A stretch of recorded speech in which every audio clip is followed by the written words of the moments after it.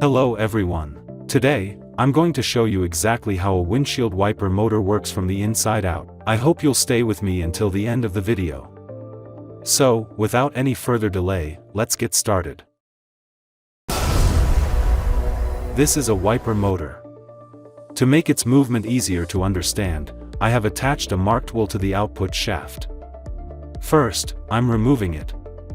Now I'm opening the cover by removing the 3 screws from the wiper mechanism housing. As you can see, there is a large gear inside. In fact, a wiper motor does not use a very complicated system. It operates through a simple but highly effective mechanical design. Notice that when the motor shaft rotates, it drives the large gear. A pin attached to this gear then moves the output shaft. However, the output shaft does not rotate a full 360 degrees. Instead, it swings back and forth through a limited angle and then returns to its original position. This reciprocating motion is what allows the windshield wipers to move from side to side. The entire mechanism is secured with 3 retaining locks. Since I'm going to show the complete operation today, I'll remove them one by one.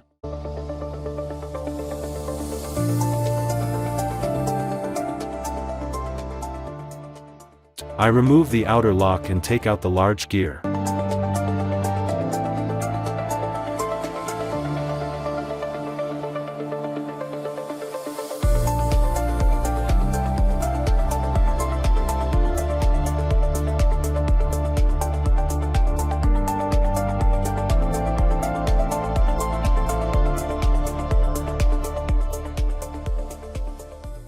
The gear rotates on a metal bushing, allowing it to move smoothly with minimal friction.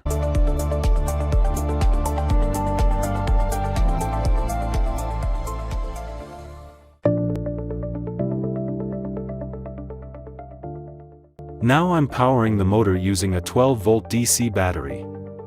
To access the internal components, I'm removing the upper retaining screw that helps keep the shaft properly aligned.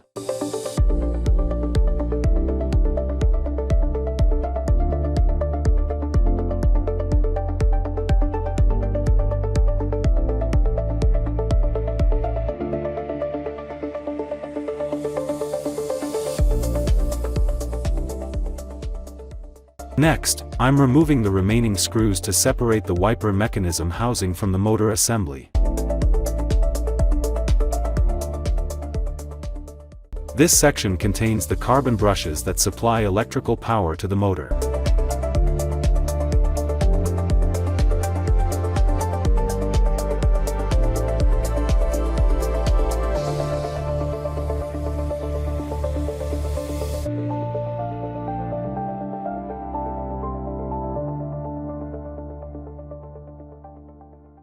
The positive and negative carbon brushes are mounted on a fiber board inside the housing.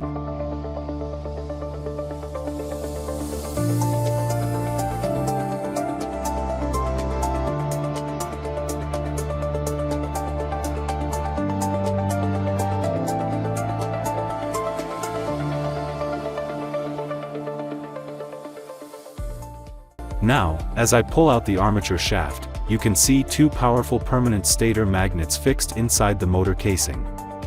This is a typical construction of a DC motor. Attached to the shaft are the commutator, the armature core, and the armature windings.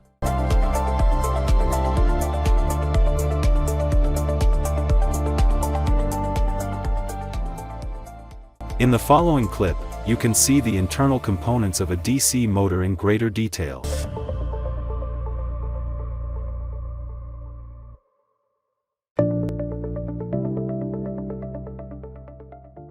Now it's time to reassemble everything. To correctly position the carbon brushes on the commutator, I'm temporarily pulling back the brush springs and carefully inserting the commutator into place.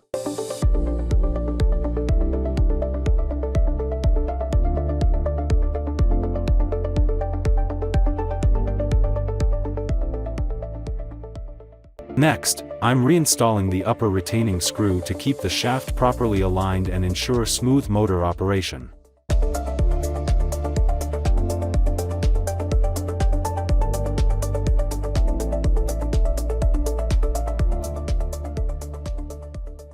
Now I'm placing the motor casing back on and tightening all the screws.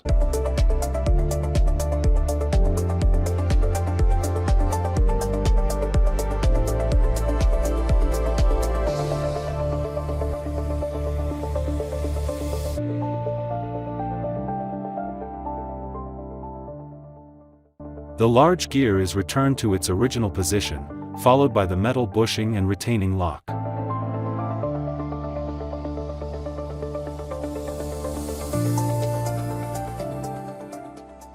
One by one, all the components are reinstalled and secured exactly as they were before.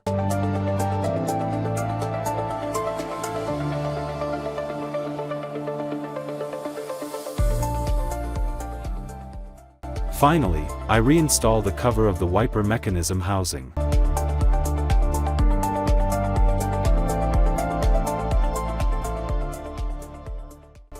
Now let's power up the motor and test it. As you can see, it is operating normally and smoothly. I hope you enjoyed this video and learned something new about how a wiper motor works. If you found this video helpful, please give it a thumbs up, share it with your friends, and subscribe to the channel for more electronics and engineering content. Thank you for watching, and see you in the next video.